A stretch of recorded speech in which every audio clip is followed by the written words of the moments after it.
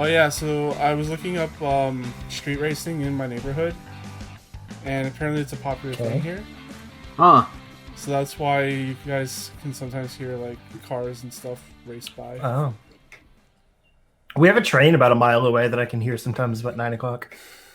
Yeah, I got one that's I got a train from here that's like maybe 4 kilometers. It's like same thing. I just live by the highway, so it's just cars. Mm. I when I say I hate city noise, traffic noise. Yeah. That was the problem with the old place. I know it's like sometimes in the podcast I just hear like a loud motorcycle go by.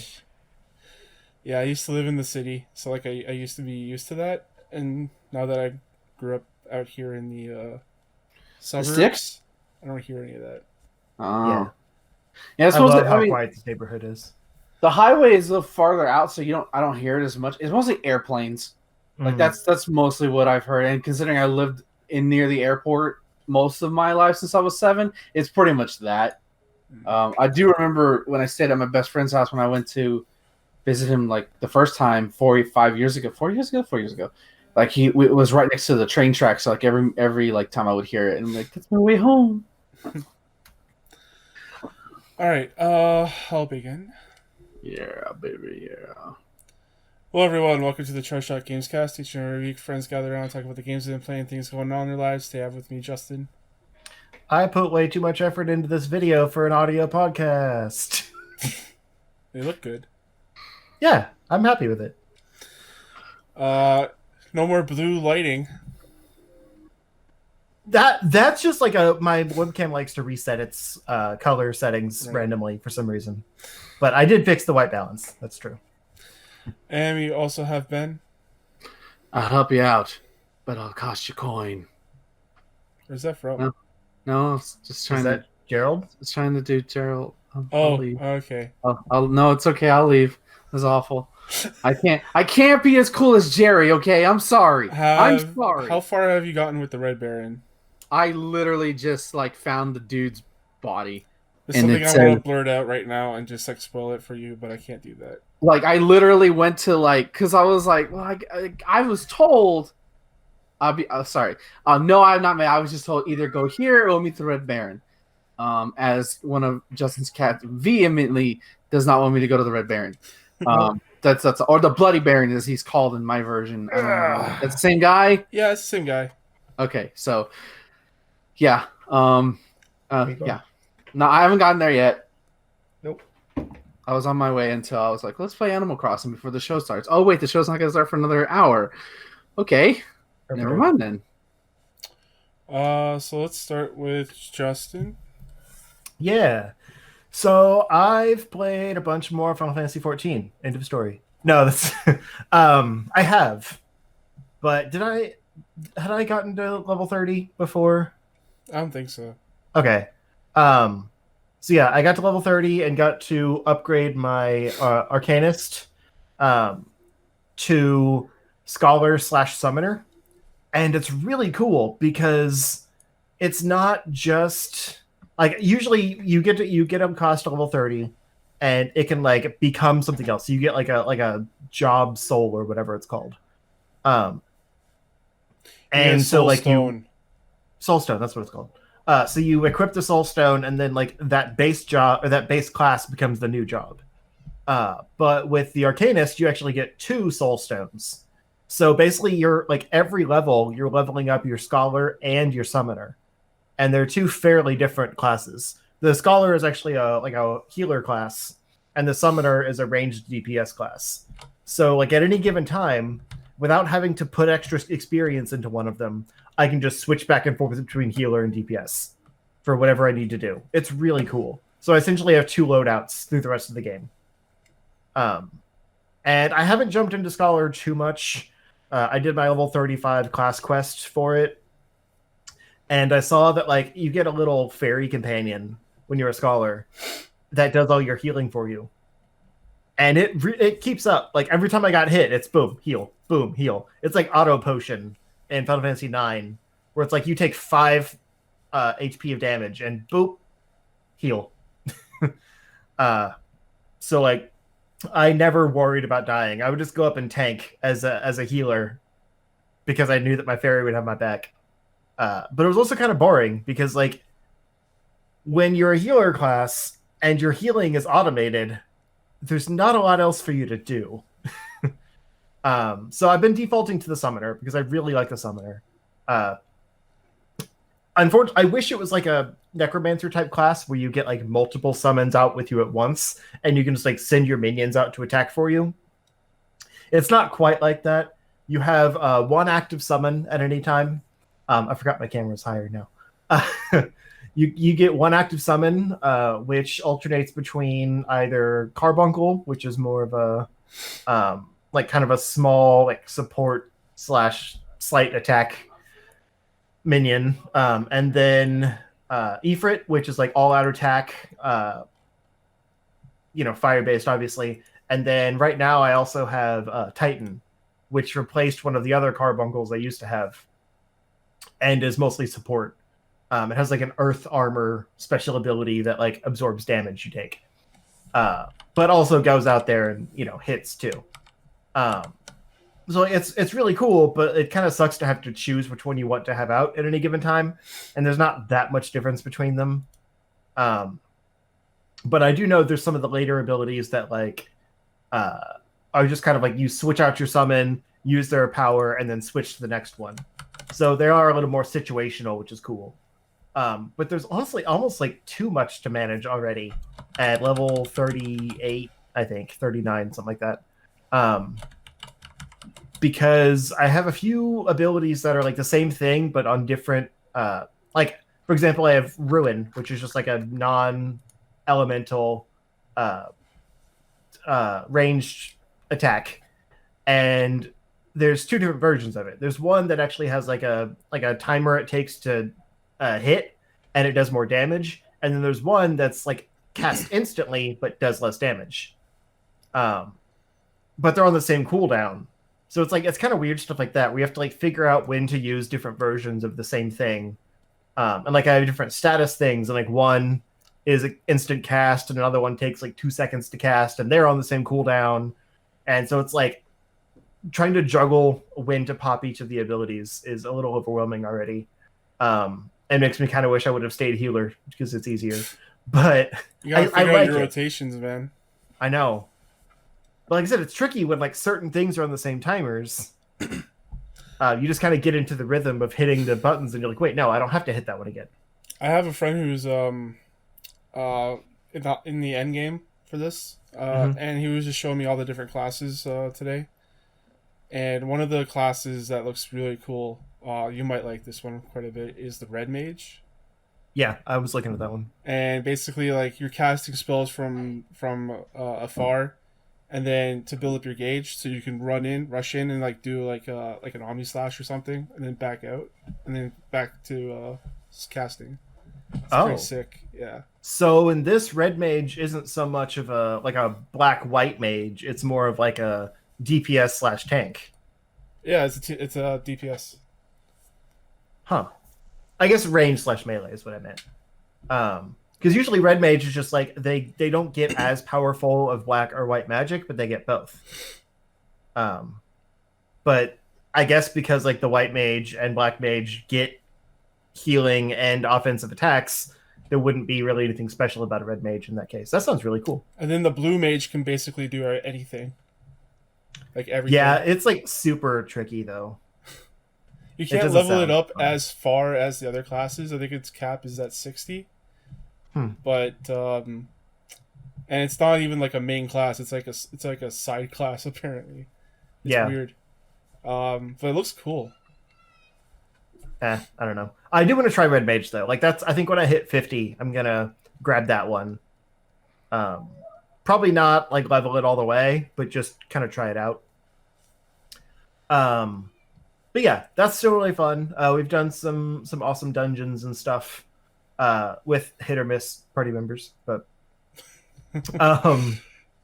yeah, for the most part, I've actually I want to talk about VR for once because Are you gonna shit on it? No, actually. What? I know. I I understand VR now. I still think there's a lot of bad VR out there. Oh, there is, totally. Yeah. Which is what I've always made fun of before. Like things that really, like, they just don't justify being in VR. But I picked up an Oculus Quest to not bury the lead. And finally, I should say, I've been wanting one for like months. And it's really cool, mostly because of the touch controls, or touch controllers. So in the past, everything I've seen of VR is like, some head movement, and that's about it. Like maybe one or two buttons like on the device itself. Like the most complicated thing I'd seen before was the Daydream, like the Google Daydream, and because that had a little like remote motion controller thing, but it constantly desynced and was pretty basic as far as what the controller could do. Plus, it had no games on the store. But Oculus, that's like the name in VR. And I never totally understood why people make such a big deal out of it, because it's just like you have your headset on, you're looking around, and then you have a controller. Like, it's not that cool. You're still playing the same game with the same controller. You just have your, like you can put your look controls on your head. It's not that great. But having those touch controllers, like basically being able to push a button to like grip things, is really cool. Like that's the main thing about it. Is like the really satisfying trigger, the way it like actually can sense like where your fingers are on it. Like it can move like your index finger, your thumb, I think it can register, and then like I said, the kind of the grip button on each controller that changes you basically from like hand out to like closed fist or whatever. That's all a game changer. Because one of the first things I did was like the opening tutorial game thing that just kind of goes through like here's how you look around, here's how you move. Because like the room scale VR is really cool too. Actually being able to walk around. I don't have a very big space right now. When I get in the basement, I'll be able to actually like open up my my Guardian, what's that called? Like the Guardian barrier. Basically like the amount of room scale you have.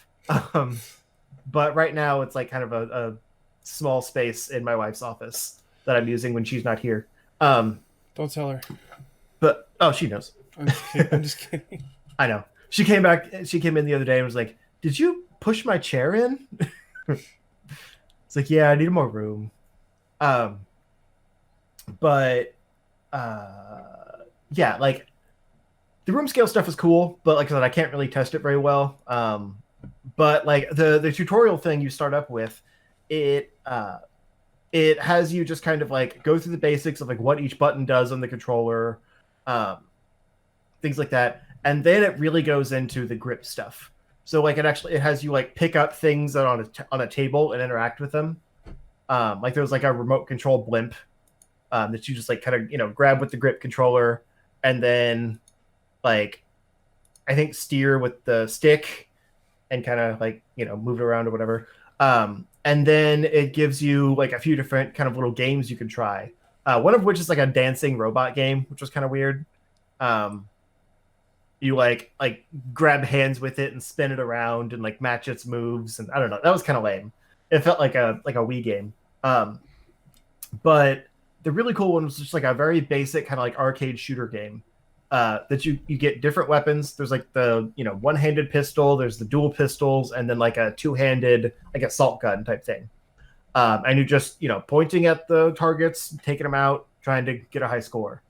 But it was so satisfying to just like actually grip the controller, have to hold the grip down, and like aim like super accurate. Like it hit the spot I was going for every single time. For better or worse, because my aim wasn't the best. I kind of wish there was a little more aim assist. But like it was perfect. Like it was 1-to-1. It felt like I was actually, except for the weight, obviously, it felt like I was actually holding a gun and like shooting it at specific points. And like I never once thought that I was just like in a VR game. Sure, it looks like a VR game, but like there's no screen. I think it's not screen door effect, but like where you see black bars on the on the outsides. Like it doesn't have that. So as you look around, like it is like a full 360-degree space. Um, you can see a little bit of like just because of my glasses and stuff, I can kind of see like under the nose pad a little bit. But that's kind of handy because I can see the floor for when cats come by, so I don't step on them. So like that's not a big deal. I actually kind of like it. Yeah, exactly.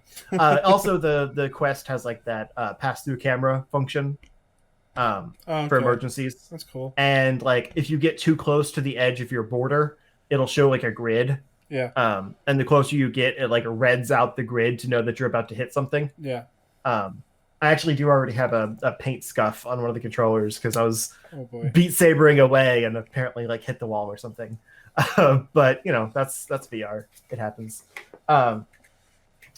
But yeah, aside from that, I just jumped into a few demos and things. I think Super Hot was probably the best showing of like how the functions of the VR controllers work, but I was not good at it because that's really where like that first moment when you just pop someone in the head and then reach up into the air and like grab their gun out of the air, and then pop someone else with it. Yep.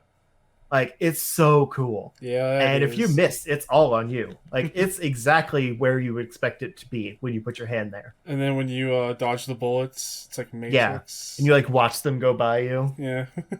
Like VR is cool. I'll give it that. When you're fully immersed in it and like your hands are the controllers, it's really cool. Yeah. I just never really cared for the like passive VR experiences. That's why I wanted to get this because of the controllers. I've heard they're game changers.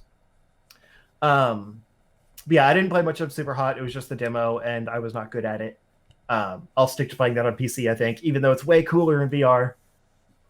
And then to not bury the lead, the main thing I've been playing is Beat Saber. It's fantastic. It was the killer app for it. Like it's the main reason I got it. It does not really show off the capabilities of the controllers because it's just you hold them, you move them to where the things on screen are, but there's no buttons or anything to the game. It's just motion, but it's so satisfying to play, and it's a workout. Like I woke up this morning sore from playing yesterday because some of those ones where like you have to do a minimum amount of movement. Like you're like flailing extra while the and the breaks between things to hit. Yeah, I'm just like waving my hands and shit. Yeah. Well, I'm doing like exaggerated movements too. Yeah. Like it's an actual lightsaber battle or something. Yeah. And then between I'm just like but today I also jumped in a little bit. I made a list of games that I want to get eventually, but like all the stuff in the store is kind of expensive. So I'm just kind of going to get them, over time. It's the VR tax. Yeah, I know. I keep hoping for sales and stuff, but it doesn't seem like there's a lot of those. The PlayStation Store has some good sales. So yeah. That's the problem. Is like I look online to try to see if I can like find discounted codes, but everything is for a different store. Yeah. So like to find specifically like Oculus codes is tricky. Especially Oculus codes for the Quest, because I think that's different than like the Oculus app on PC. So because I saw some things that like when I was making my list, it said like this game is definitely worth the like however many dollars, and then I look in the store and it's like twice that. And I'm like, that doesn't add up. Like that's supposed to be the normal price of it, but whatever. Anyway. So yeah, I have my whole list of games, and I'll get into those another time. But today I jumped into Rec Room because it's free, and I heard it's a lot of fun.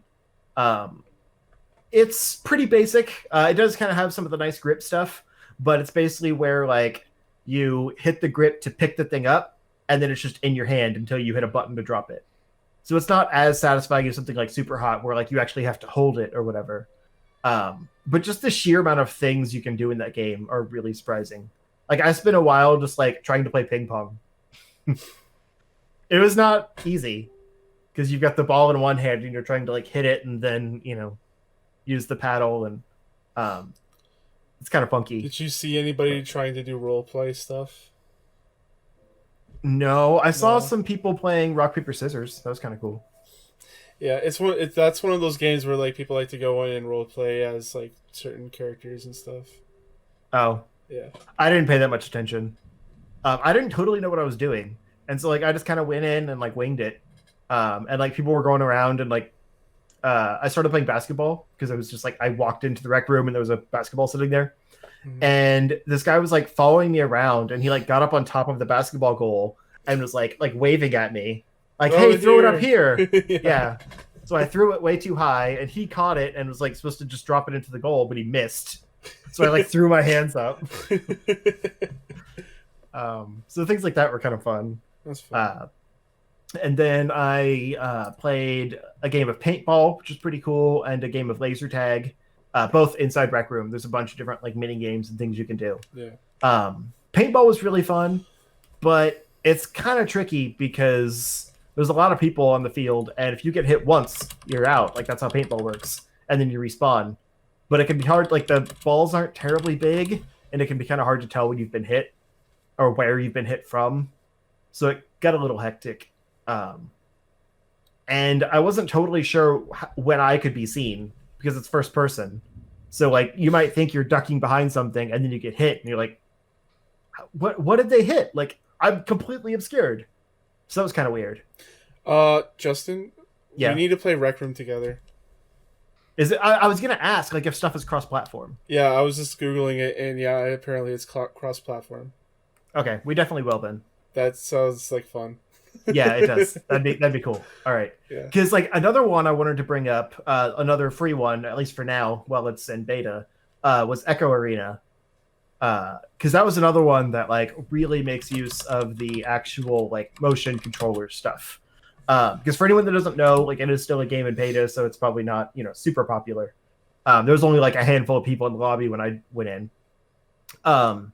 It's basically like kind of a competitive like space frisbee type game.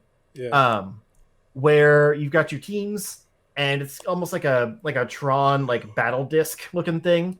And then you play frisbee, like it's ultimate frisbee essentially.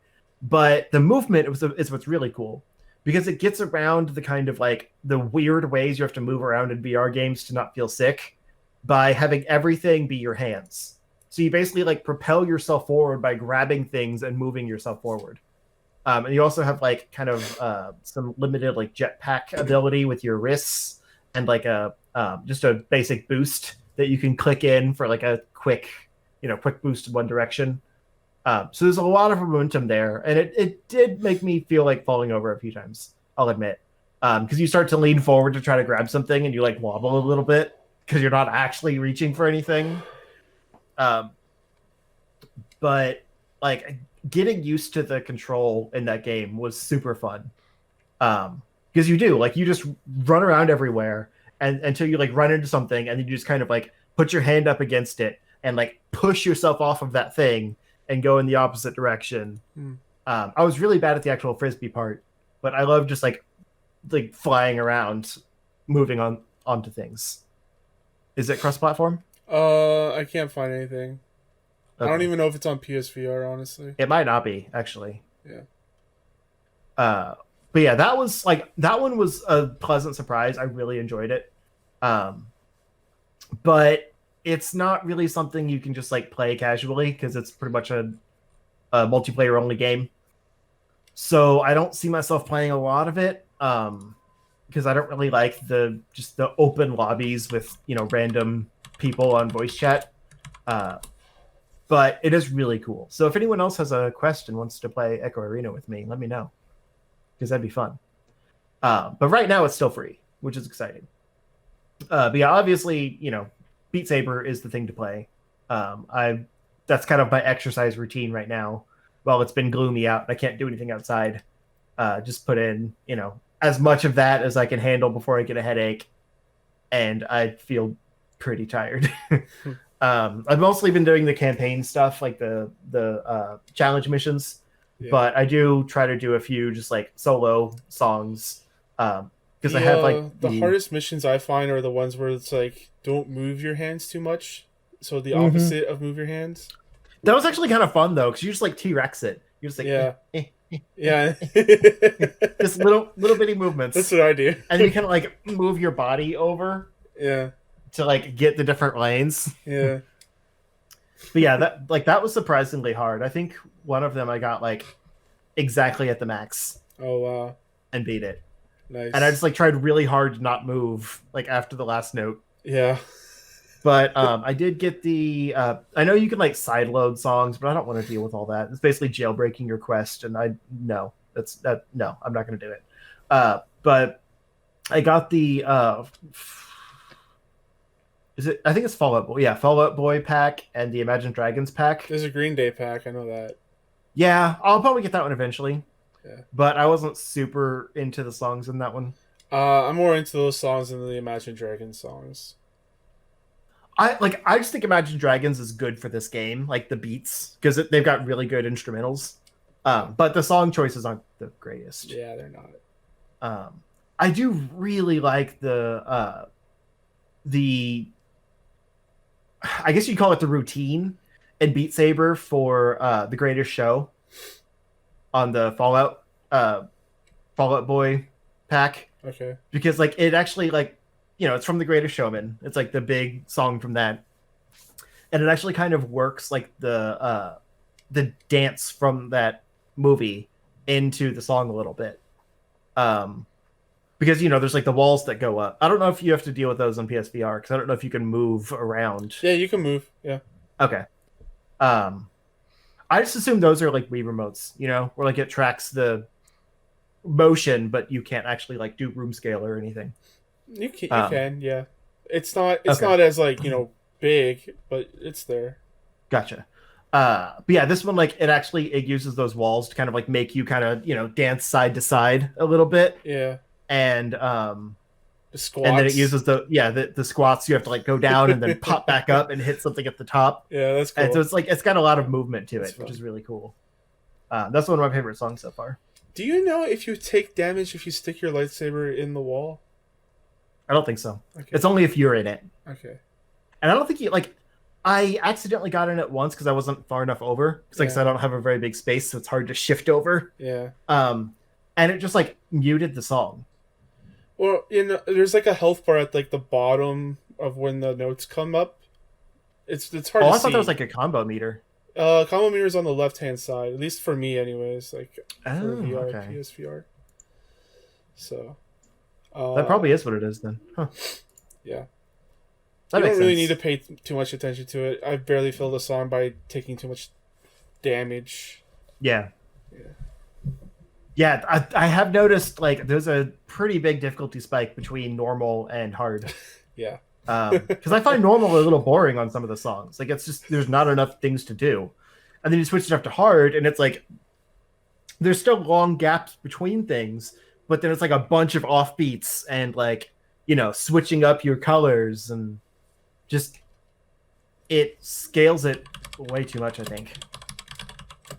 But I'm getting better. Like I'm never going to be pro or anything, but I'm getting there. Have you played for the Imagine Dragons? Have you played Best Day of My Life? Is that on there? Yeah. Then I guess not. Okay. That one is pretty tough, but it's a lot of fun to do on hard. Okay, I'll check it out. It's a lot. I'm trying to get a little bit in every day. There's a lot of like you have to go do like just back and forth stuff like that. Yeah. I like those. Yeah. It's when they mix it up. It's a lot though.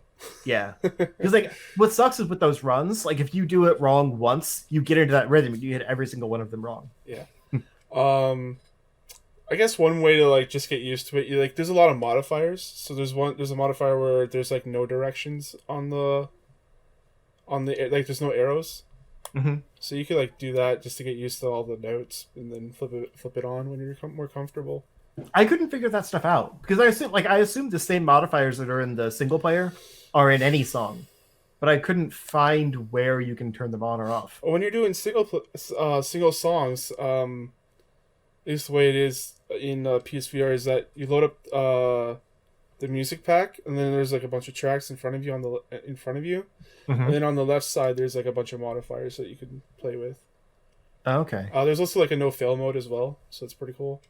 I'll have to look at that because I found where you can like there's different like play modes. So like some of them have, you know, a 360-degree mode or like a 90-degree mode, Okay. or like a single saber mode. Yeah, I have that.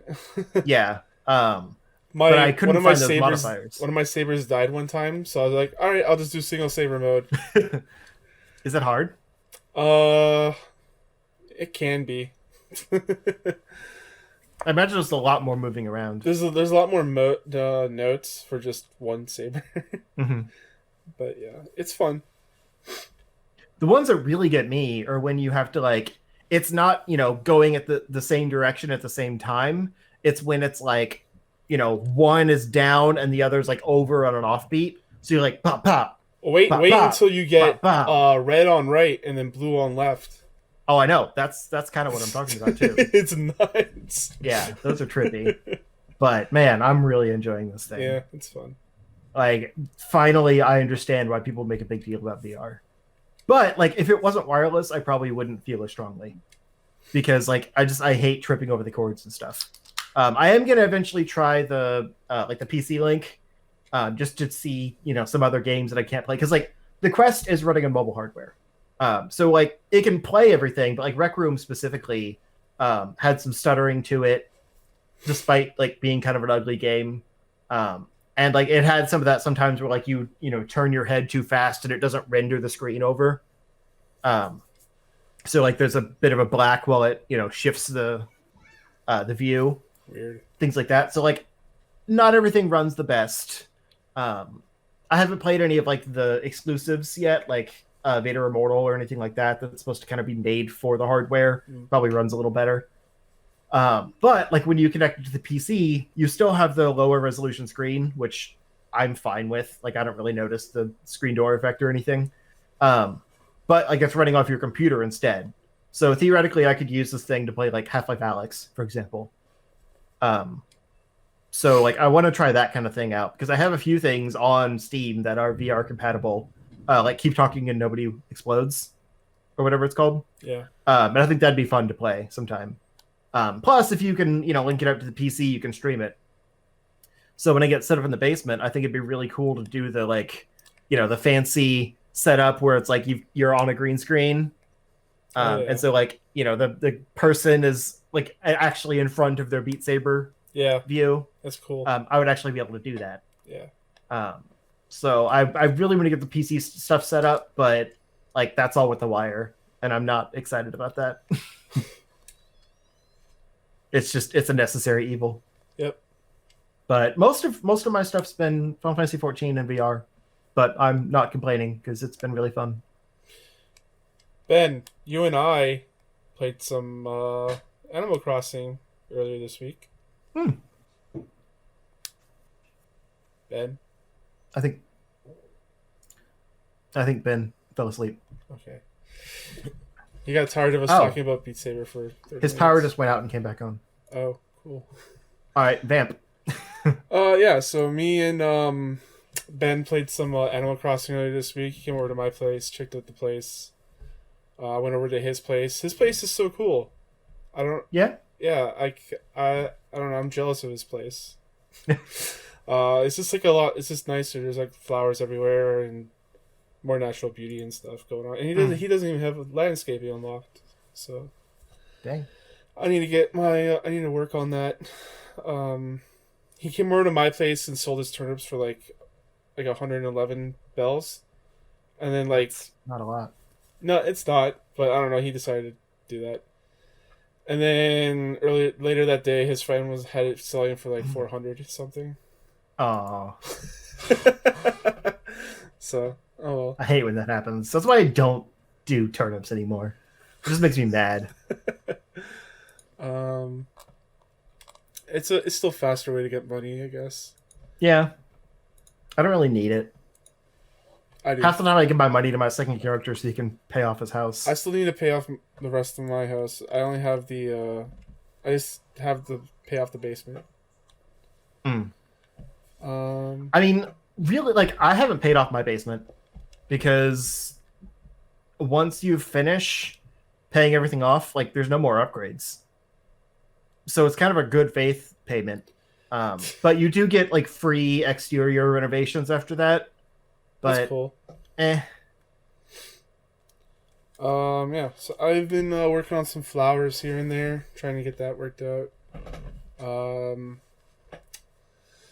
Yeah, played some more Final Fantasy 14 with you. Booted up GTA 5 yesterday because everyone's talking about it because it's free. Mm-hmm.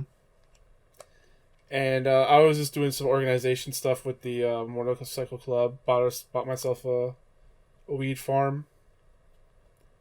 So I need to go check on that. You can buy a weed farm? Yeah, there's like a bunch of illicit businesses that you can buy, and one of the first ones that you can buy is a weed farm. Cool. And I just did one mission for it where it's just like get it up and running. So you just go out to the middle of nowhere, pick up a van, drive on your way to your business, and after a certain amount of time, the it'll be seen to everyone on that server. So they'll see you like driving with it, and if they want, they can come by and rob you and steal it. So that kind of sucks, but that didn't happen to me. So I got that set up and running.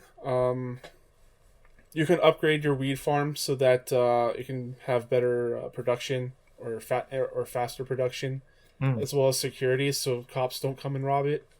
Can you get danker strains? That'd be kind of cool if you can name your weed strand. Yeah, That'd be kind of sick. I don't know if you can or not, but I need to go check out on it. I think I might be. I don't know how long it takes for them to process weed. This is a whole new world for me. I don't know how fast weed processes. I'm sure it's different in game than it is in real life anyway. Are you sure? No, I'm no, but I guess. Yeah. So that's like the number one way I'll be able to make money is through that. Yeah, I did a side mission, and it was just like go assassinate these fools. The ones I don't really like those ones all that much. Like group up with the random people and go kill these people, and just within a certain amount of time, and you have team lives. Kind of sucks. But the one guy knew what he was doing, so he just led us up to this helicopter, and we just got in the helicopter and started sniping all the assassin targets. So that's pretty fun. Yeah. I think that's about it for what I've been playing. It's a lot of late night grinding on Fantasy 14. Yeah. How far are you in? Since Ben's not back, how far are you in the Snowy Blaze? I'll tell you. Oh, did I close the window? I don't think. I hope I didn't. No, I didn't. Are you just up and away? Huh? Are you just up and away right now? Like up and. What do you mean? Like in the game, do you have it up but away? Oh no. I just have the list of missions. So like Why? So I can see where I am in the game. Huh. Yeah. I am Well, 1, 2, now I feel like I have 3, to find 4, it. 5, 6, 7, 8, 9, 10. I'm 11 missions away from the level 41 missions. And then after those, it's on to A Realm Awoken.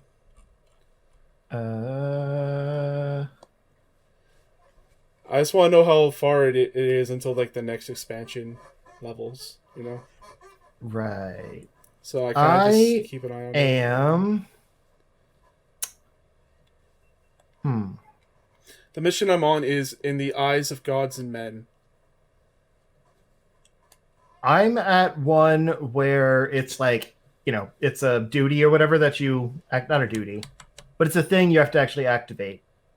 And so I quit there because I didn't want to do that yet. I don't know what that means. Come on, Ben. Oh yeah, that's the same thing I found. Cool. Let's see. Begin to petition. Blah, blah, blah. Did you do the Stone Vigil dungeon? No. No? Okay, so you're not there yet. I haven't done another dungeon since Titan.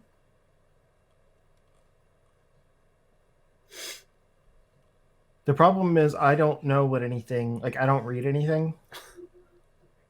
Cool, so you don't know where you are. Basically. Cool.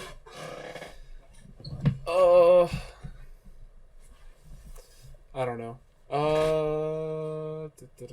Ben, I think I might be on the same one, actually. Okay.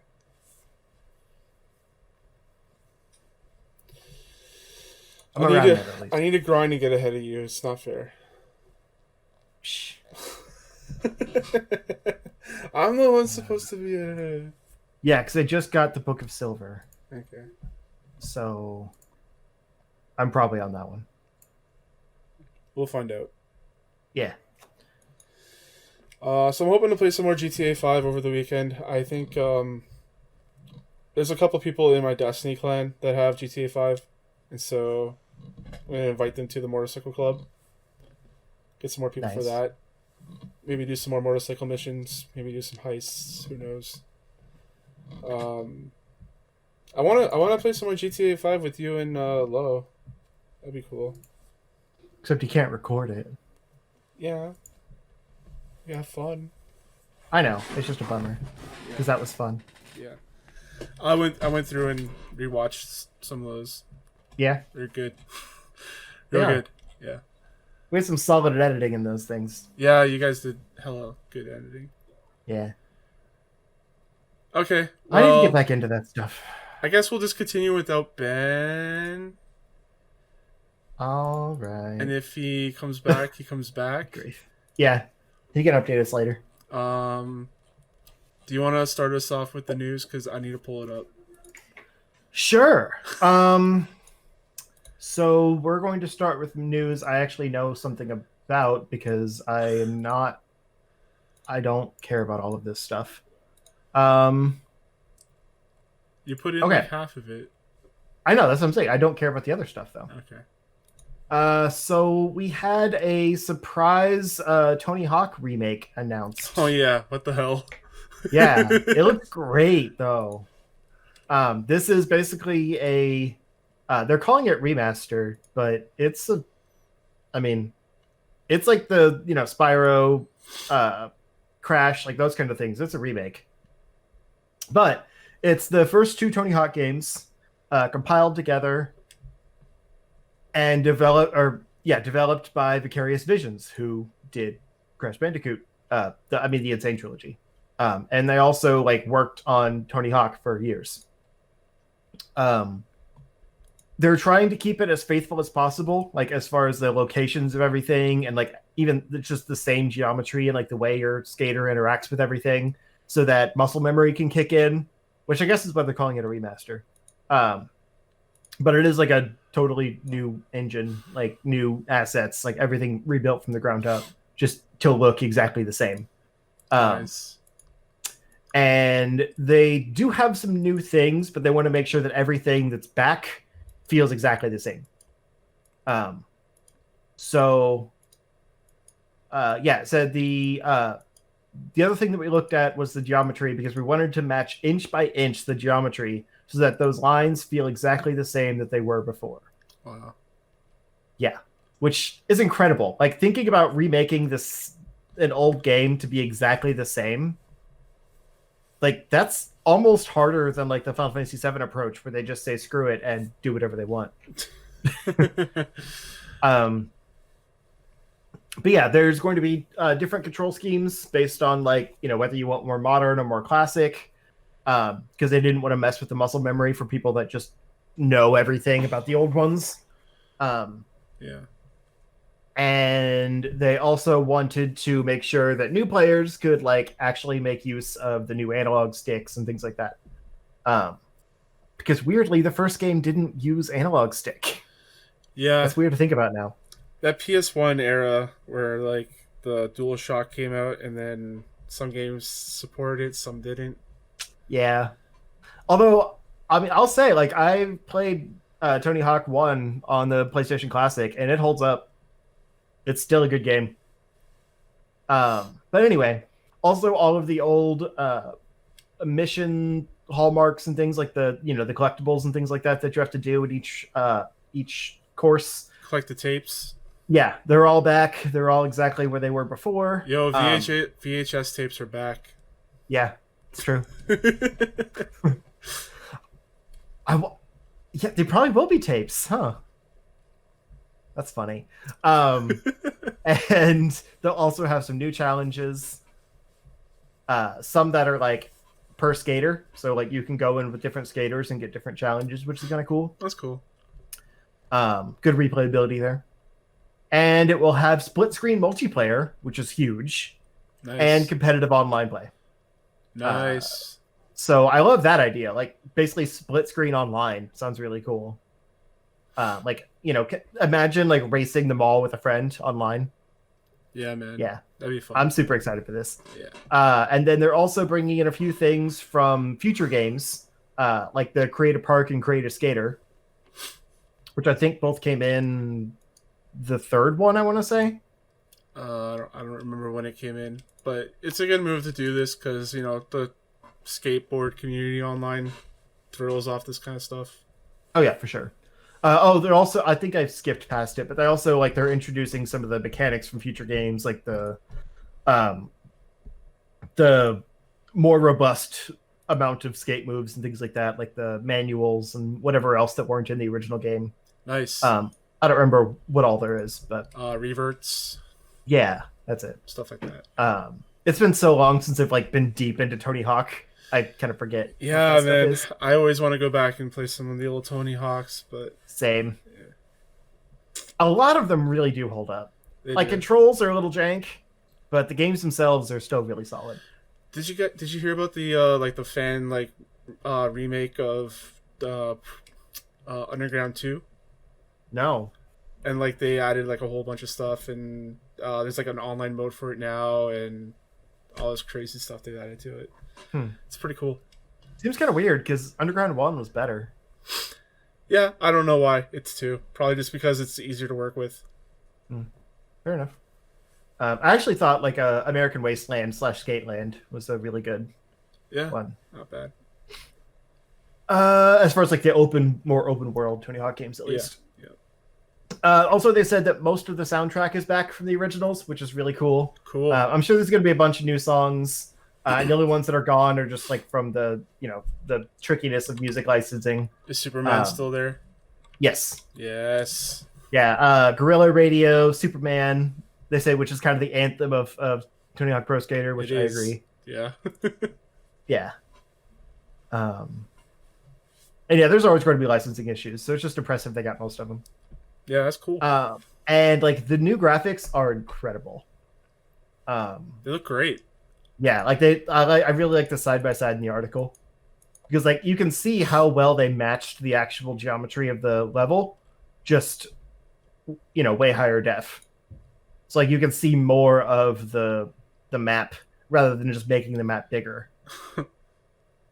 But they said they wanted to model everything after like realistic environments. So like the pipes are actual like pipes that they scanned in. Oh, yeah. Things like that. Super impressive. The lighting looks pretty good on the photos too. Yeah. Yeah. I'm stupid excited for this. Yeah, I'm definitely gonna check this out when it comes out. It comes out September. What's the date? It's, September 4th. Cool. Yeah. So yeah, we've got that to look forward to. And speaking of random games that came out of nowhere, we also have Paper Mario: The Origami King coming in July. Just a hot drop by Nintendo. Right. Like, it's not so weird that they randomly dropped a trailer, although it is weird, like, for a, high-profile Mario game. It's weird that it's coming out in just about 2 months. Yeah. And this is the first we're seeing of it. Right, exactly. Or even hearing of it in general. Yep. But the game looks cool. Like, it looks like they're going back to their RPG roots while also, like, kind of expanding out the gameplay to be a little bit more diverse. It's not just, like, travel through an area. There's actual, like, a lot of weird, like, puzzle things in there. Like, little mini-game things. It looks like there's actually, like, an open world that you explore via boat. Like an origami boat, which is kind of cool. And I don't think it's in the trailer, but there was a press release talking about the ring combat and yeah, it looks weird, man. The 1,000 hand or something like that, which is Mario's new ability to unfold the environment around him. Oh wow! Which really gives me like a Yoshi's Crafted World feel, but good. But yeah, they're going hard into the like, you know, the world is malleable thing, unlike past games that were mostly flat. And I think it's cool. Like, origami is a smart way to take the Paper Mario series when you're kind of focusing more on the 3D world. Yeah. And it looks great. Like the origami effects look really impressive. There's a lot of detail to the folds and things like that. The creepy opening with like Princess Peach, like talking about an existential crisis, basically. Is kind of creepy. Yeah. She doesn't look right. No. But I guess it's like this origami king like folds himself into different characters to like try to trick them to joining his cause. Oh yeah. Because I think like it shows her, or no, it shows a Shy Guy, I guess, becoming him. But it's the implication he's probably like a shapeshifter, which is kind of a cool angle for it. Yeah, that makes sense. Yeah. And so like there's going to be basically a team of characters on Mario's side and then a team of characters on the Origami King side. And I think Bowser's actually on the good side again, which hasn't happened since Mario RPG, and that makes me happy. You could argue like inside Bowser's inside story, like Mario and Luigi was Bowser was a good guy, but it was kind of more like he had to be. Anyway, yeah, everything on this looks great. Like, there's some really cool exploration stuff in here. I don't totally understand the combat, but I think it's supposed to be more tactical, where like you actually line the rings up to try to get the most enemies in the range of your attack. Yeah. Which is kind of cool. So it's like a 3D battle system, but on kind of a manipulatable ring grid. But I mean, it still looks way better than like the sticker system they used for the last few. Yeah, I haven't played a Paper Mario, so. Oh. Yeah, I'm looking forward to this one. I've never been super into them, not like a lot of other people are, but I did really like Super Paper Mario, the platformer one on Wii. And I appreciate the series. I can't really go back to the old ones. They're a little slow. I've tried to play 1,000 Year Door a bunch of times since I originally played it on GameCube. I don't know. I get bored. Yeah. But this looks really good. Like, I'm super curious about it. And I assume they're showing it now so they can do a deeper dive like during their, like over the next few months. But I really want to know more about this battle system. I think that's going to make or break the game for a lot of people. Totally. There was a split second there where you could see like this neon signs in this town in the desert, maybe, which looks pretty cool. Yeah, it's a beautiful looking game. Yeah. And then there's the little in teaser of Mario wearing Samus's helmet, going side to side and pew-pewing. And it's got everyone thinking that there's going to be a new side-scroller Metroid game announced that this is teasing. And I think it's just a cute Easter egg they wanted to show off. But it is weird to specifically point this out when it has nothing to do with the rest of the trailer. True. So. I wouldn't put it past them, though, that like this is a tease towards some kind of Metroid game coming. I hope so. Like, we need a proper Metroid 5. Yeah. So I will totally like join that bandwagon. I just don't think it's going to happen. Yeah. But yeah, the game looks great. It was extremely surprising.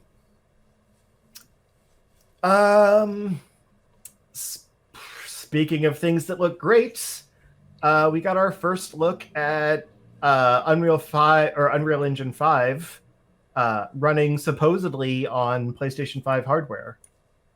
So it's also technically our first bit of PlayStation 5 gameplay. Yep. I don't know how accurate that is because it sure seems like it's one of those, quote unquote gameplays we hear Microsoft talking so much about. Where it's actually in-engine footage. Right. Yeah. But regardless, it looks great. And like, I just say that because like the way they were Ben's back, the way they were like going on, like kind of showing the the tessellation of the pixels and stuff, and like the dynamic lighting, like in real time, makes me think that it's in-engine footage and that they were able to manipulate while they were recording it. But I mean, if it's actually on PS5 hardware, that still means it's possible on the system. And there's no denying this looked great. The two main things they showed off as far as like new technology to Unreal 5 is the nanite. Isn't that nanite, right? System that basically lets you like shrink down a bunch of triangles to whatever size you want to like kind of create like rough bump mapping type textures. They said you can like show like billions upon billions of like pixel sized like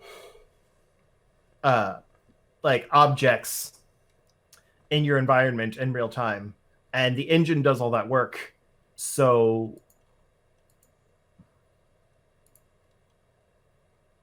sorry, I'm trying to keep track of what Ben's talking about. So I'm wondering the Discord, so you would. Okay, it's fine. It's trying to be discreet, but whatever. I wanted to make sure everything was okay. Out me. No, it's okay. Out me. Oh. No, it's okay. It's whatever. You've been out. Oh my god, Justin. But yeah, so like basically it just means like there's really detailed, like rough looking textures. Like they show cave walls that look just incredibly realistic. And the other thing they showed off was actual like in-engine dynamic lighting. Because right now a lot of engines just use simulated lighting, so they have to actually do all the work of like the how the light reflects off of surfaces, like each surface, how the character interacts with it, like basically on every object you have to set the light setting. Whereas this would just have natural physics built in for how the light casts across the surface. And that's all handled on the engine side of things. You don't have to spend a bunch of time programming it. They said that Unreal Engine 5 should cut down like to make a game look this good would take like 4 or 5 times less time in development than it would not using Unreal Engine 5 to make something look like this.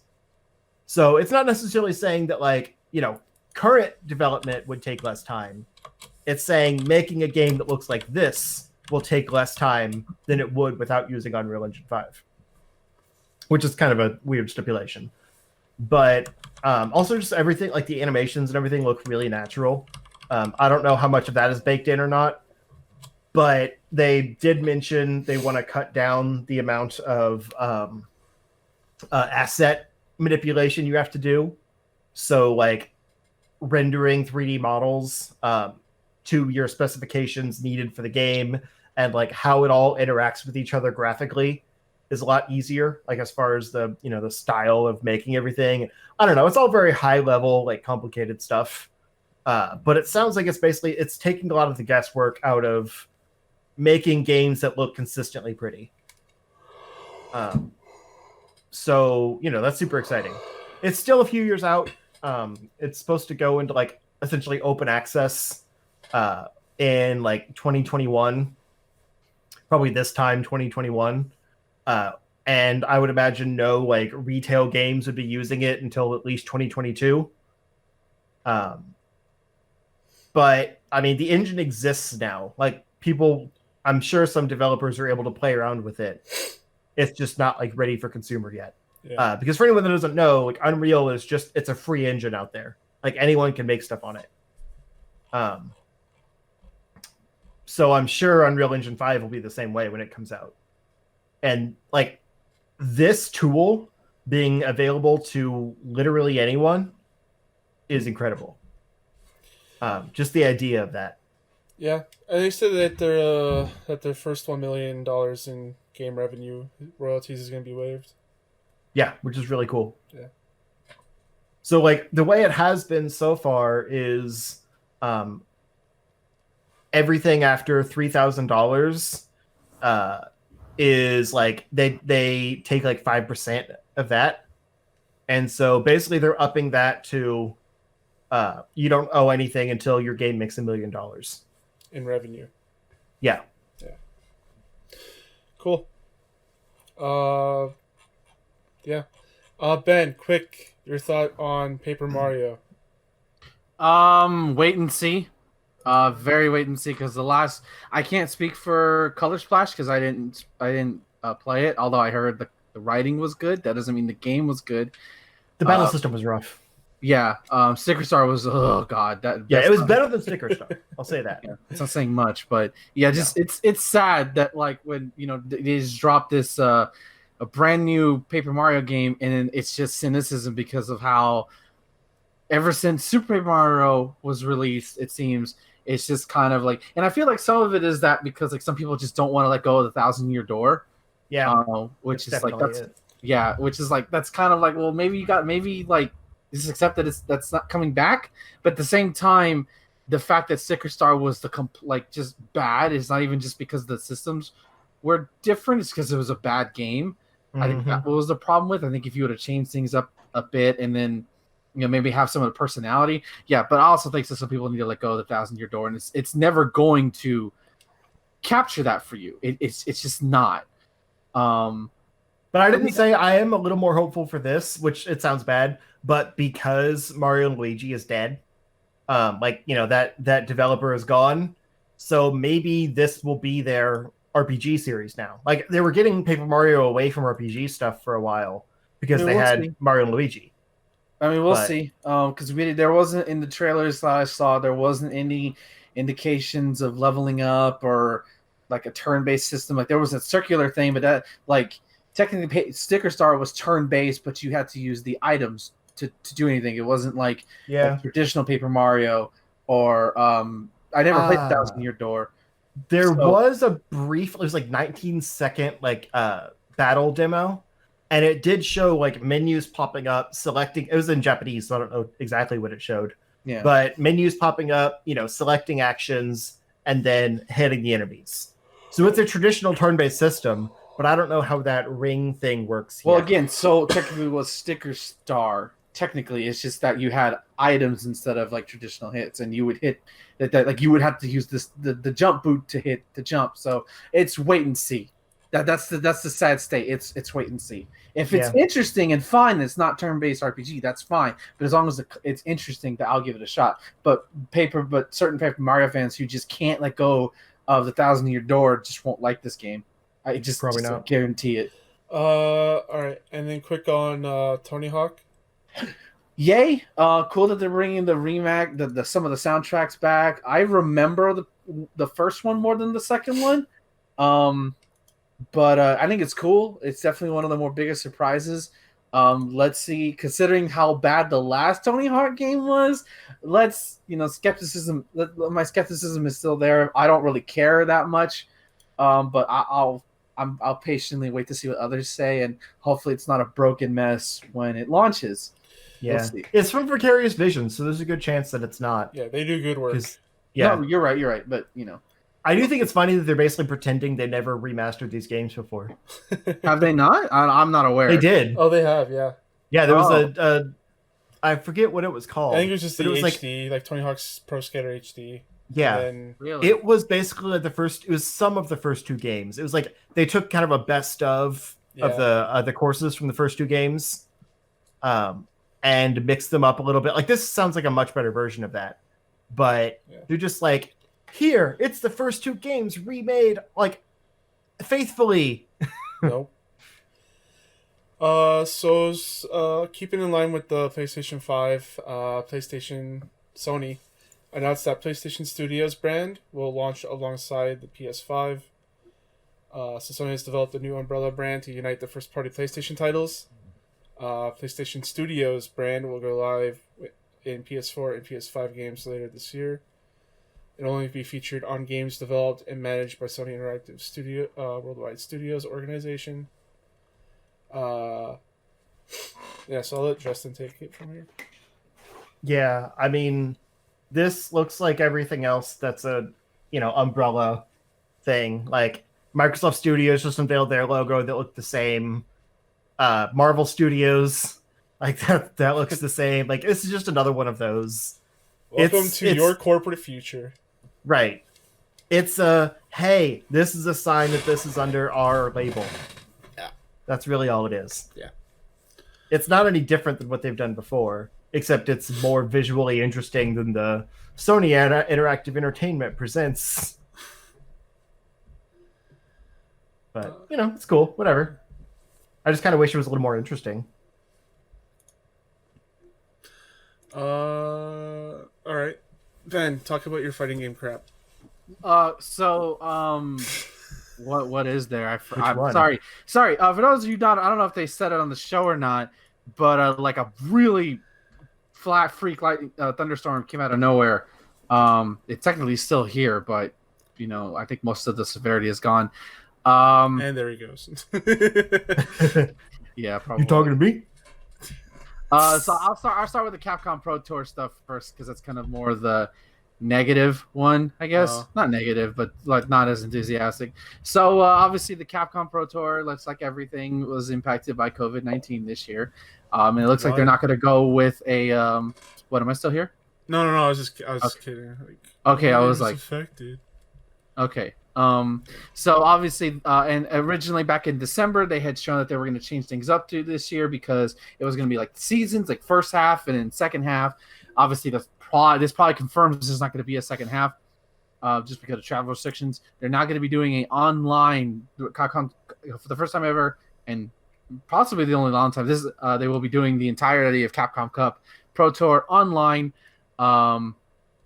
Let's see. It will be doing 18 regional tournaments, which kicks off at a North American East regional tournament on June 6th. The stakes will be high for these events, as the winner of each of these 18 tournaments will auto-qualify for Capcom Cup 2020. In addition to the 18 winners, the Capcom Cup champion, Idom, will be offered a slot at the Capcom Cup 2020 championship tournament. The final slot will be awarded to one, and this is where people didn't read on Twitter, but there will be a fan vote for one of the final top 31 finalists from last year's Capcom Cup. So you can't just vote me in there, even though I know you want to vote me in there. So to whoever didn't auto qualify and whoever was in part of the Capcom Pro Tour top 32 last year will automatically be entered. So that's cool. In order to accommodate the new schedule, Capcom Cup 2020 will move to Paris from the U.S. And will now take place in the first quarter of 2021. We'll have more details for Capcom Cup at a later date. Originally it was supposed to be in Paris in December, like they've been doing the past several years now. But now it's moved to early 2021, so it could be anywhere from January to March. Hopefully January. Hopefully they'll make special accommodations for the players who have to fly out to the U.S. if they're not from America. We'll have to see. And let me see. And then, of course, the other thing, which is probably the more cooler news, is that EVO is coming back with their online event. They've announced that it's going to be over the course of 5 weekends, which is smart considering you don't. It's one thing to run a venue with like thousands and thousands of people in there. It's nothing to do with an online tournament.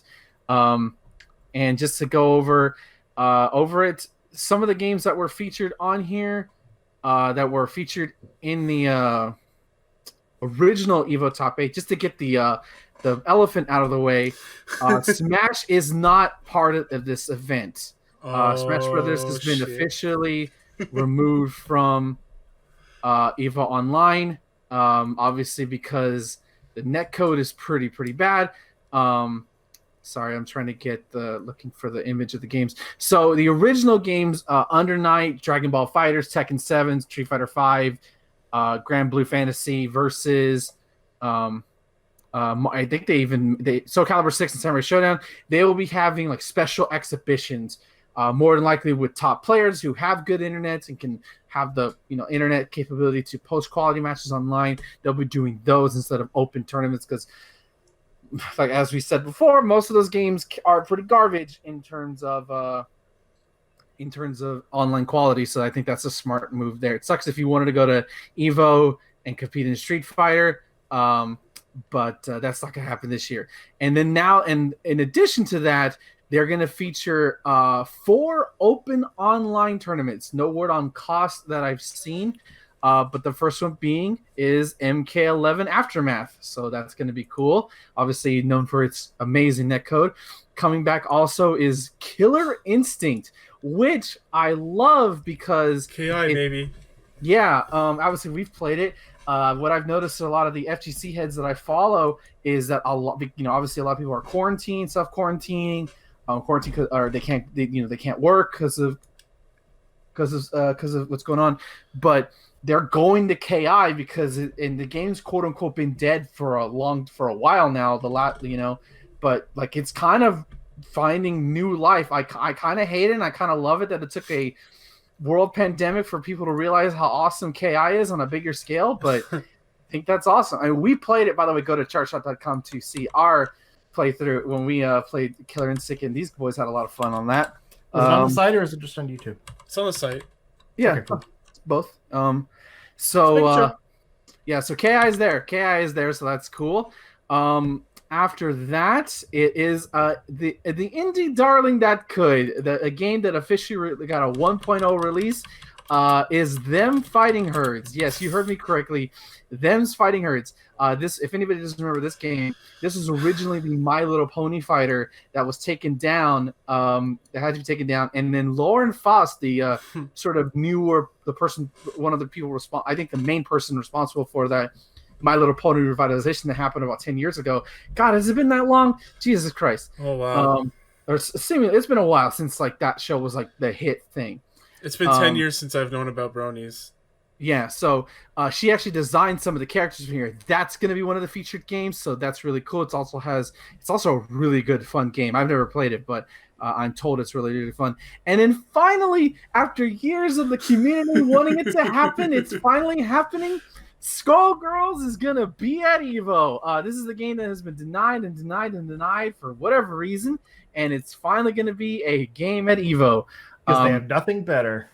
Skullgirls is a fantastic game. I'm not going to have you bad mark it. This is how... Okay, I want to tell you how good the netcode is for Skullgirls. Recently, they put together... Mike Z, who's one of the devs responsible for Skullgirls, put together a U.S. versus Japan exhibition match, and it ran great. And that's before they fixed the netcode patch, and they fixed the netcode, and they not fixed it, but they improved it. And now they're gonna have on the game in Skullgirls, they have they can tell whether you're playing on Wi-Fi or not. So all you fucking Wi-Fi scrubs, get a fucking Ethernet cord. That video you sent us with the Wi-Fi like fighters, like the advantage. That was hilarious. Yeah, so Skullgirls is another game like KI is getting its sort of mini resurgence. It's been out for a while and it's always on sale. If you're looking for a fun fighting game, I encourage you to check it out. So yeah, that's EVO. I'm excited, namely for the open tournaments, namely to see some crazy KI top 8 action again. One of my greatest pleasures was going to Combo Breaker in 2018 and seeing Killer Instinct in the House of Chicago and one of the Holy House of Fighting games at Combo Breaker, So I'm excited. I'm super excited. Like they took a situation where it could have been bad, it could have been shit. They could have easily have just done invitational only with the original games on there, and it could have been bad. Like Smash is exceptionally bad. And Lord knows I got into arguments with some Smash players earlier this week. With them bitching about their how they can't deal with zoners, but whatever, that's fine. But they can't. They man, I don't like being timed out. Well, suck it. Learn to adapt to deal with it, or play a different game. If that makes you that mad, play another game. Because Nintendo sure ain't fixing that netcode. That's for sure. So yeah, it's cool. This is all very, very good stuff. Yeah, it's a month-long thing now. Yeah, I can't wait. Which means it sucks because I liked having that weekend off for Evo and just sitting on my ass and watching fighting games on 3 different monitors, or my phone, my TV, and then my computer screen. Yeah. But hey, whatever, I'll take it if it means these smaller games get to shine on a bigger stage, and that's cool. It's gonna be awesome. Tune into You'll just have to Evo. take a month off. I'm already technically doing that, but not really. But can't afford to do that much. Yeah, go Evo. Making also nothing on Marvel, but there is still the Tournament of Champions thing there. So they're presuming they're still going to do Marvel versus Capcom 2 in some fashion. That was already an exhibition beforehand, of course, but we'll have to see exactly. They didn't really say anything much, but I'm still looking forward to MVC 2 in whatever fashion they bring it in. I think that was all the fighting game news. I mean, Guilty Gear, just a quick notion. Guilty Gear Strive has been delayed till early quarter of next year, which makes sense considering what's going on. For some reason you put in this tweet from Nibble on Doom. Yeah, apparently it's for the PC version. It has a kernel with the anti-cheat software that could it's basically them installing a rootkit in your system. Oh. It's from a Reddit thread. That's somebody who posted it. So yeah, you posted a tweet that links to a Reddit thread that links to a Bethesda forum post.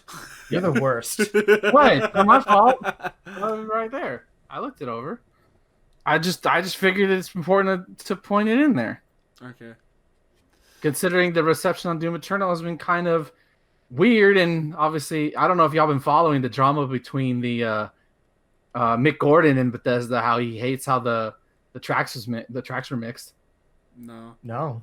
Oh yeah, he doesn't like how it's mixed, and Bethesda blames him, but he blames Bethesda. It's interesting, and he's not going to work on he's already said he's not working on the next Doom game, whatever it is. So. Yeah, that game kind of just went by the wayside for me. It's like came and went.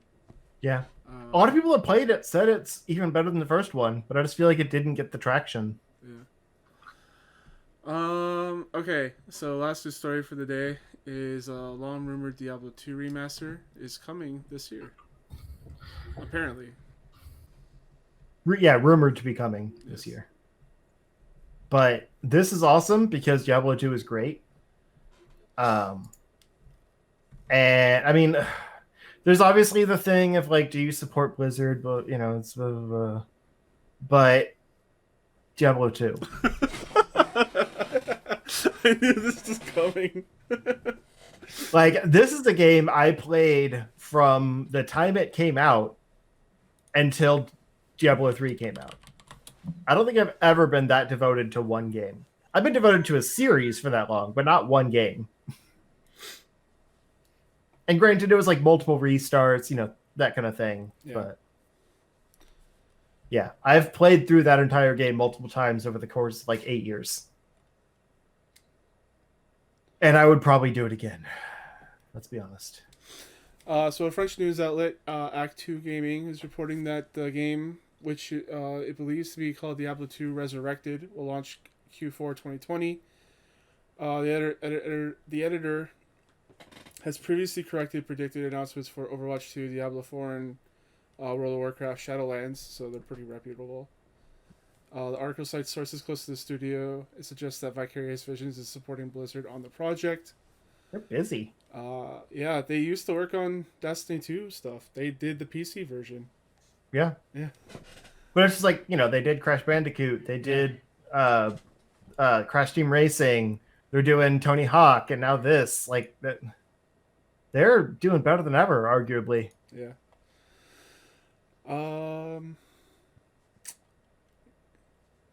That's really all there is. Yeah, that's pretty much it. Yeah. If you get Diablo 2, I'll get Diablo 2. That's pretty much how it's gonna go.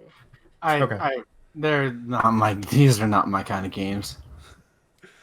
All right. So I got you. So that's the last news story. Mike in the chat.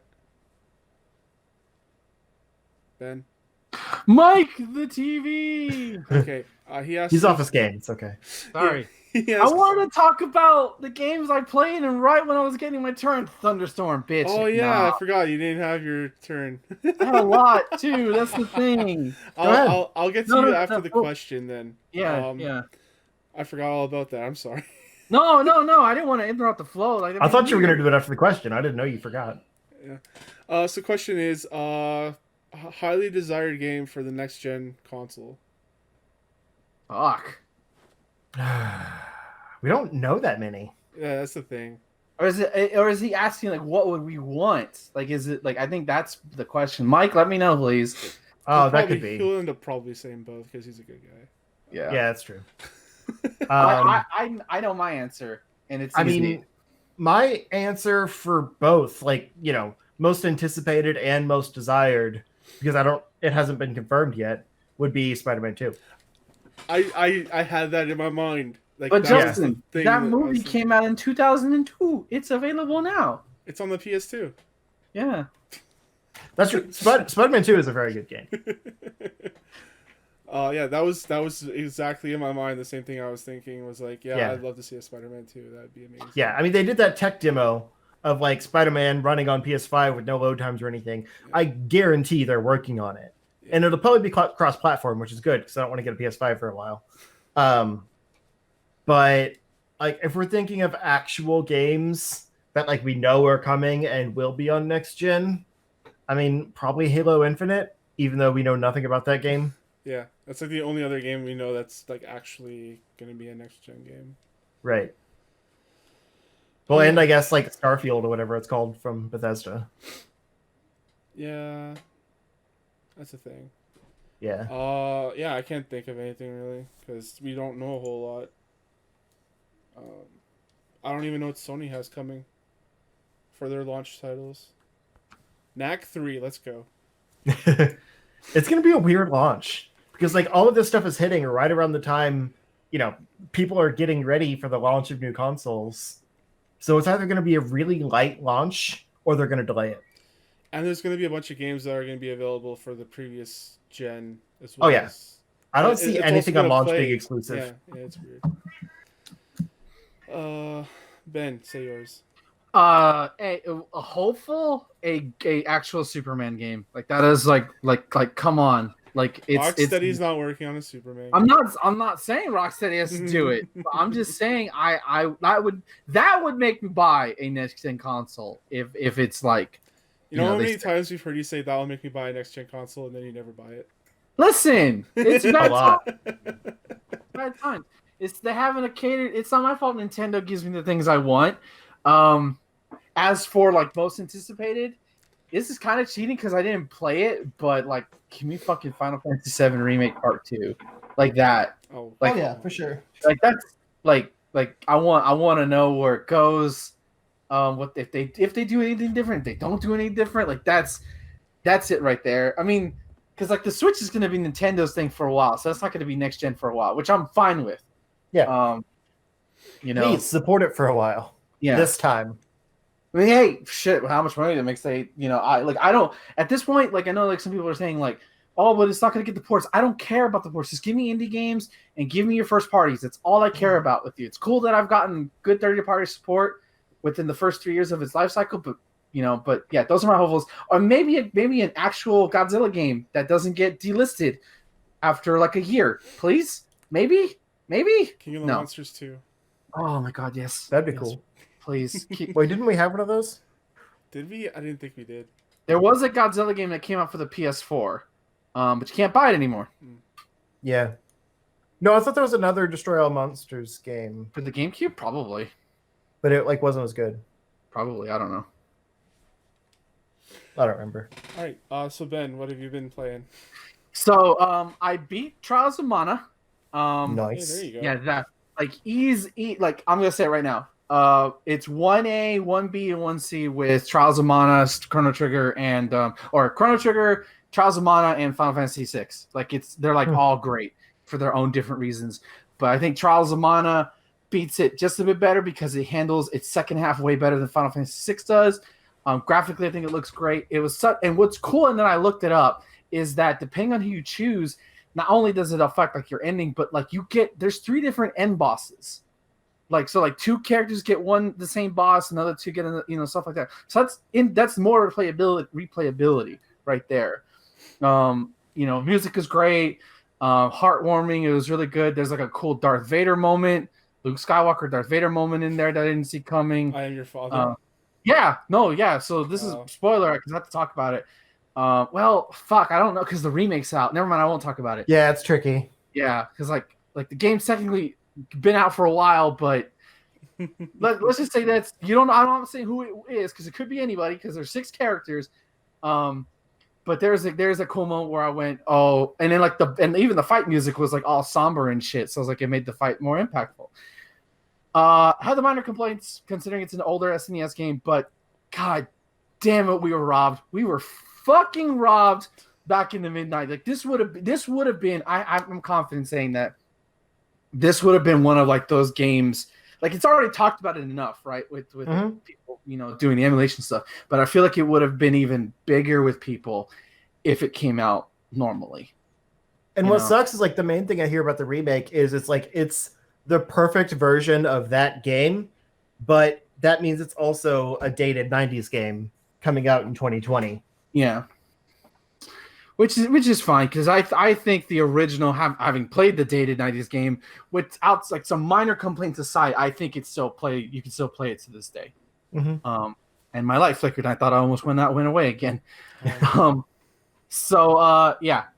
play Trials of Mana, whether it's the old one, the collection of Mana, or the remake. I think you're gonna do a great job either way. Personally, I think you should play their old one first, and especially if you love older JRPGs, you can probably find the collection of Mana for like anywhere from $20 to like, $30. It's not a bad deal. And it's like I hear everybody worship Secret of Mana, and Secret of Mana is so trash compared to this game. It's so trash from everything. God. Okay, yeah, that's enough. Trials of Mana, damn good. One of the best RPGs I've played. Like seriously. It's too bad the monasteries, from what I understand, goes downhill very, very fast after this, which sucks. But I like Legend of Mana. I will die on that hill. That's fine. I don't have an experience. Just going off of what one random YouTuber said.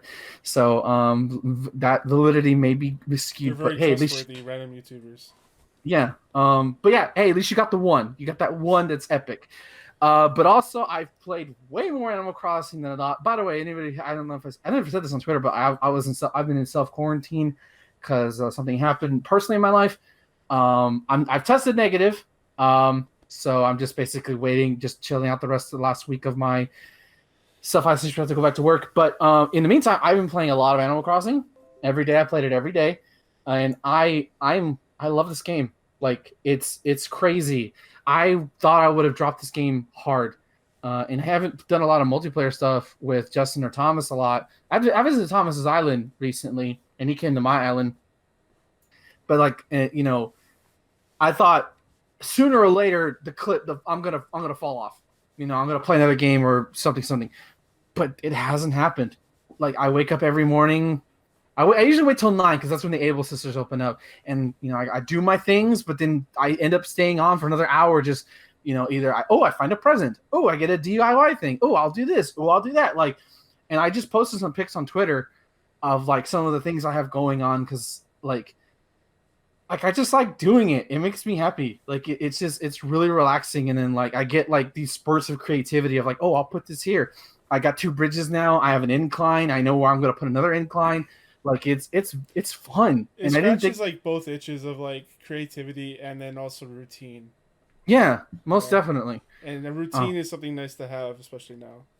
Oh, definitely. Yeah, it's great. I love all my villagers, unlike some of you people out there who just detest some of them and you want to hit them. Like I love all of them. I got a new villager named Colton. He's a horse.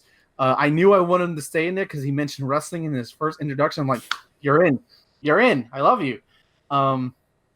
So it's great. Yeah, he came to my island and whacked me with a net. He whacked you with a net? You whacked me with a net. Oh yeah, we did that. Oh, so that was great. So did he call you trash? Yeah, of course I did. Yeah, of course he did. Yeah, it's my calling card. Cool. That's how you know I love. saw my basement with one plant and a DIY car laying on the floor with a stone next to it. Yeah, trash. And then he says trash. I'm like, yep.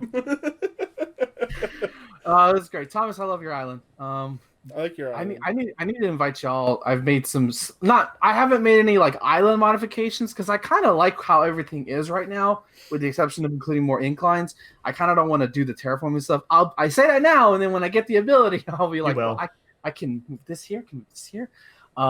It starts off just like wanting to like fix a few things, and then you go crazy. Yeah, well, let me cross that bridge when I get there. I had one friend that made triple waterfall. Nice. That sounds sick.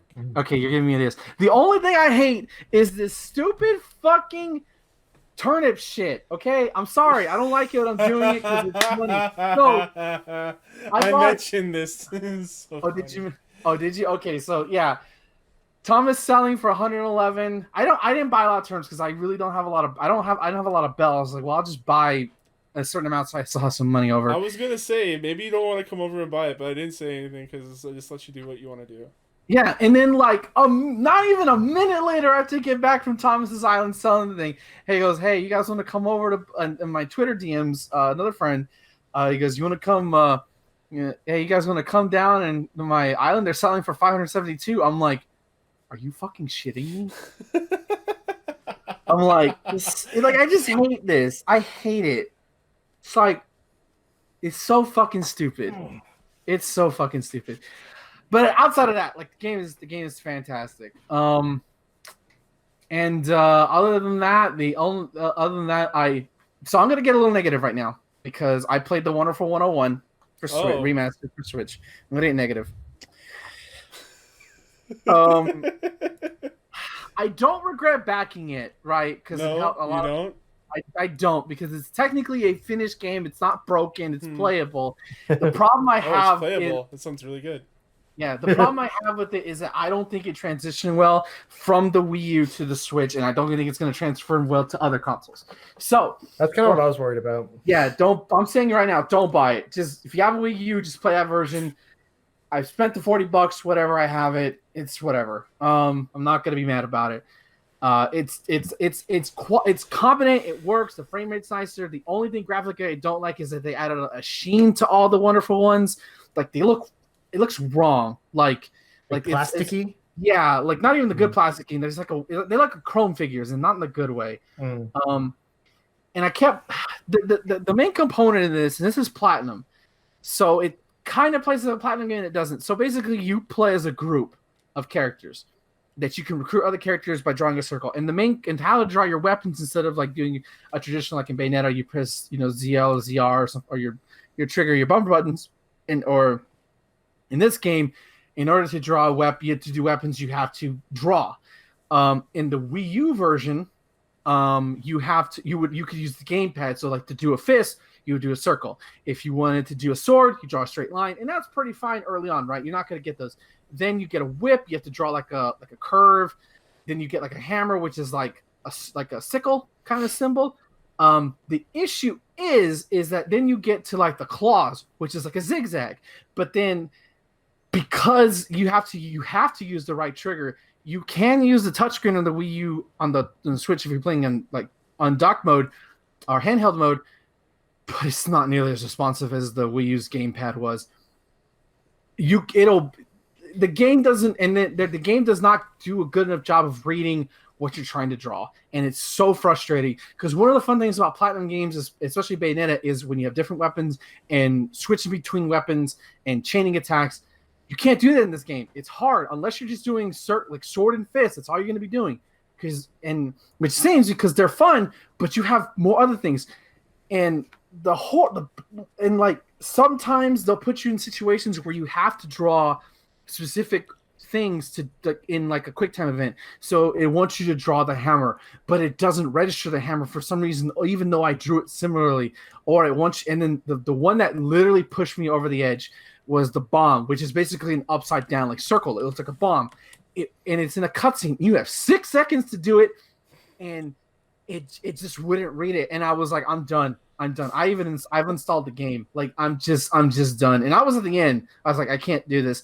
And the only reason what made me go through with it, finish as far as I did, was like the boss fights were fun because the boss fights didn't really require too much. Like it's big action set pieces, and maybe you have to draw a line or you have to jump or something, but like and like combat the camera's way too close when it doesn't need to, and you're gonna get blindsided like crazy. The dodge function sucks. And in order to draw, you have like under your health meter, you have like these batteries. If you use too much of it, you can't use a weapon, or and the bigger your weapon is, the more damage it is. The smaller your weapon is, the less. It's just like, and again, all of it would have been fine if it's on the Wii version because you can use the gamepad to draw it, and that's what made it fun. Don't buy this on modern consoles. I'm telling you that right now. Just find a Wii U in the trash somewhere. We probably actually won't find one. I think there's supposedly there's people are scalping them. Like they're coveted now. But play that version. I know the frame rate sucks. The frame rate is a lot better in this game. They fixed that. But like it brings out like these were bad design decisions in the first place, right? But they worked because you could still use the right trigger, the right analog stick to draw in the original version, but you have the Wii U gamepad to work off it. And the other thing is that certain sections you would go into like a room, and like the camera would be like at a lower angle, and you have to move around there. But then the main TV screen will show you like the overall because you're trying to open a door inside this thing. In the Wii U version, again, you could look at the gamepad and then the main screen with that worked. Now it's just they have like this weird thing where they'll have dual mode, where they'll have the radar that was the Wii U gamepad and on the same screen, and it just doesn't look nearly as good at all. Like you can't. It's just like it's a good port. There's technically nothing wrong with it, but it brings out the flaws even more so. Like it's a heavily flawed game from a design standpoint. I'm gonna say it right now, even though technically the Wii version has a worse frame rate, that's the more optimal version to play because you have the option to use the gamepad for drawing, and it's easy to do it that way. But no more negativity. The last game I played this week, and this is gonna make Thomas happy, is The Witcher 3, because I got that for Switch. And I'm invested? ? I don't know. Because I'm gonna say right now, the overworld sucks. I don't like it. It's boring as fuck. It reminds me of Skyrim. I don't like it. It's just like nothing captivates. And maybe it's because I haven't been to the witch's place or whatever, or any or big city. But like, it's really underwhelming when you're like, it's just fields. And then I went to the other area. It looks all the same. And I get it. It's the same geographical location, so of course it's gonna be like the same. But there's like nothing to look at interesting. All that, like, this is just coming from pure aesthetic reasons. Combat, well, it's more aesthetically pleasing in the PC version. I mean, not even that, because it runs at a stable frame rate. It's not even that stuff. It's just like how from an aesthetic, how everything looks. Like, it's not even graphics wise, because Geralt looks fine. Geralt looks great. In fact, Geralt's a lot of the reason why I want to keep playing the game, because like just how cool he sounds. Yeah. Yeah. I have a brain where I like ticking checkboxes, and there's a billion question marks on the maps, and I just like going over there. No, that's what I did. Yeah, I did that all in White Orchid. Yeah. And most of them were like, and I thought the quests were cool because the quests, like some of the side quests I did in White Orchid, I thought the side quests are like kind of the main thing of the game, I guess. Same with the main quests. All the sides, like all the random side stuff, you could just skip past that. Yeah, well, I mean, like I thought, like, are really cool. Yeah, well, I did. I mean, some of the side quests I did, like the first one I did was like this dude was like, I need to get water from a well, but like there's a haunting there, and you go there, and then there's like, oh, this woman was murdered, so you find out why she was murdered, and you fight a noon wraith. It's borderline overwhelming to me because of all like the potion stuff, and then the crafting stuff, like. And then you can only carry so much in your gear because of the weight limit shit. I'm like that stuff I don't like. Like that's just like I'm not saying it's bad. It's just from a pure like my preference kind of thing. Yeah. And then money's hard to come by. Like especially you get a lot of money, you don't really need to use it. How am I gonna buy shit then and get better armor? Especially you make better armor. Yeah, you gotta craft it. That costs money. So like. Yeah, it's like maybe it gets better when I'm leveling up. I'm still early game, only level 4. Once you get to like the once you get past like the Red Baron stuff, like the Red Baron quest is amazing, and same with the ones with the kids. I don't know if you've found that quest or you've done that quest yet. No, I don't think so. I've only met Yennefer, who, okay. She's a fox even in this version. But no, I have. No, I've not. I've heard of her. Okay. I've heard of her. I've not seen her. But the game gave me 2 options, and it's like, well, I'll just go to the weaker option and just go there. Yeah, all the best stuff is like the characters and the stories. Yeah, so I think what I'm gonna do is I'm just gonna follow the main stories and, maybe like, oh, okay, the side quest is interesting. Like I was doing one side quest where it's like this lady's like, oh, these statues need to be repaired. So like, okay, that seems easy enough. And I go to one of the fucking scorpion level 11 demon there. I'm like, what the fuck? Like, why? Why is this here? That's mean. And I tried to fight it and I died. But like, I think what makes me kind of not all in love with this game is just like that, like just the whole you have to prepare for shit and you have to. I love that stuff. Like maybe I'll because like I feel like then not now like part of me, this is in my brain where it's like, well, now I gotta find this stuff, and where am I gonna find this stuff? I'm not gonna remember where everything's at, and I could go to an herbalist, but that's gonna cost money, and money is hard to come by in this game. It seems like. Unless I do more side. I guess you were forced to play Gwent, right? No, I never played Gwent. I refuse to play card games in any game. I refuse. I'm pretty sure there's like one mission where you're forced to play Gwent.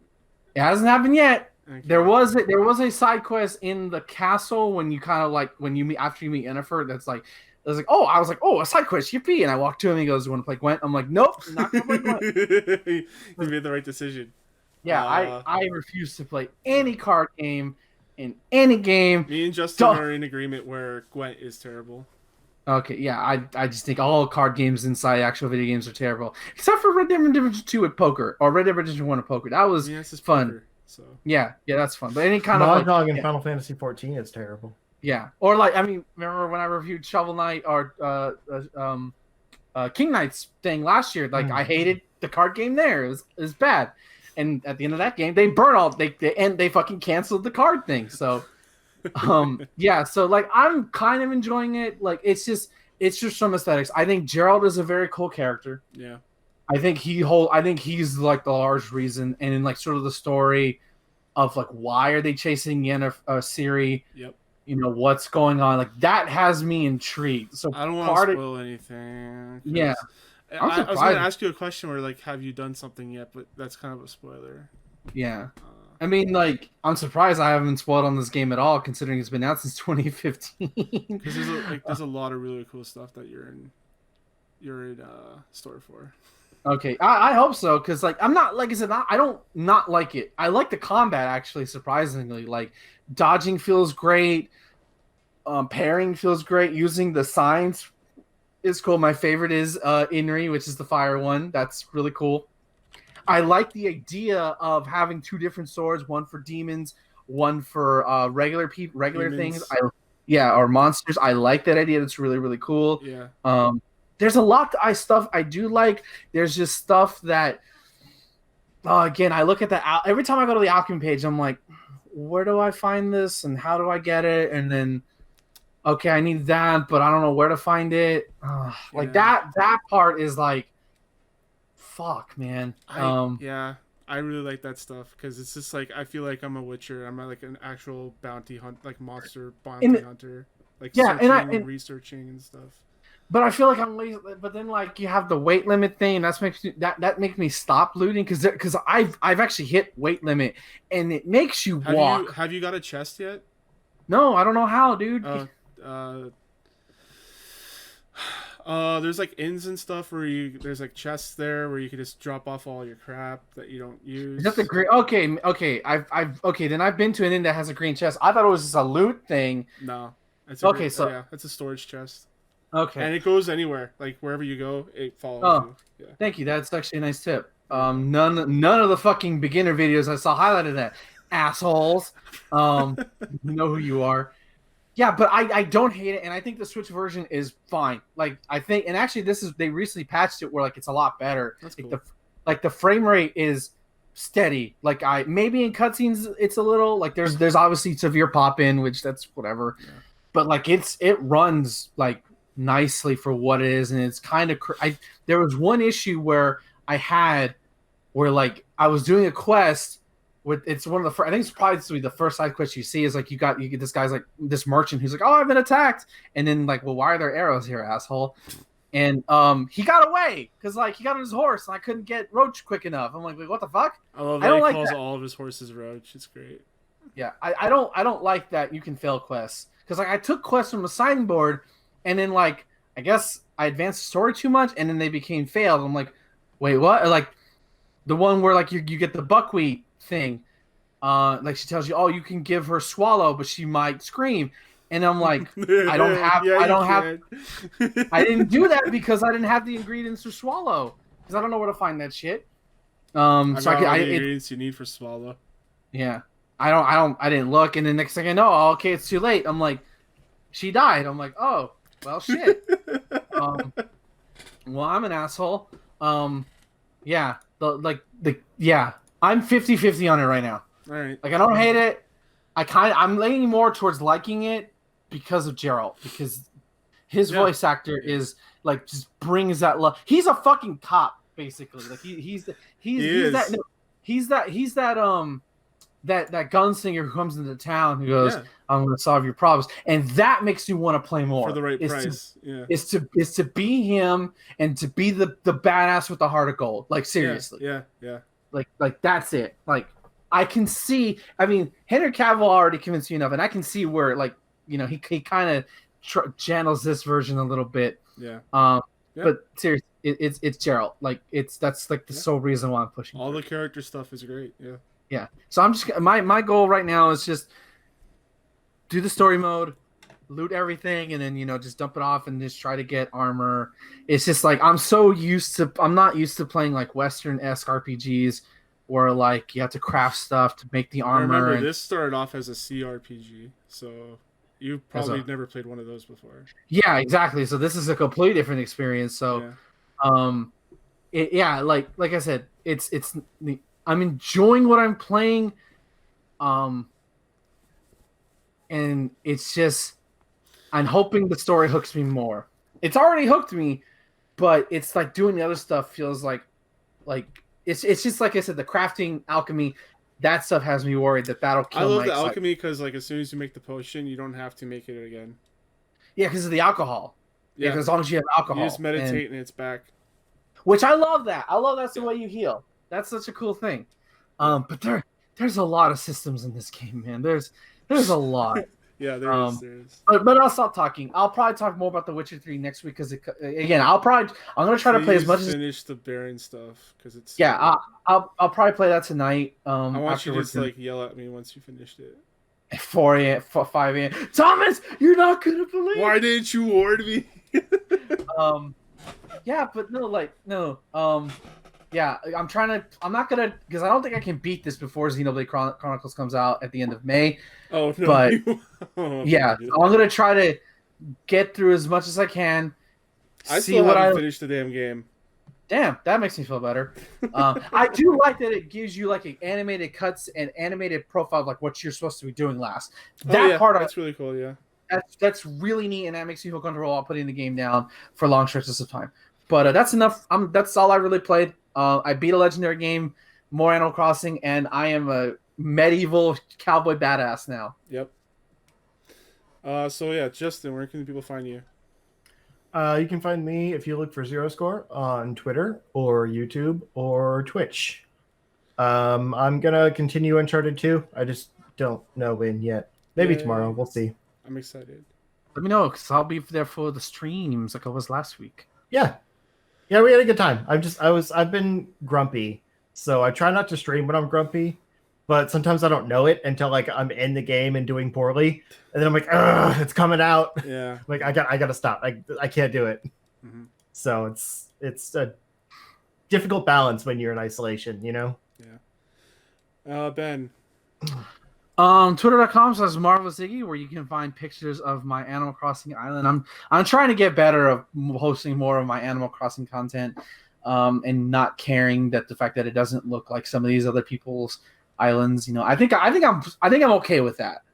I think I'm fine showcasing my stuff. You got a good ass island. I'm jealous. Yeah. It's just random shit thrown everywhere. But good random shit. I tried.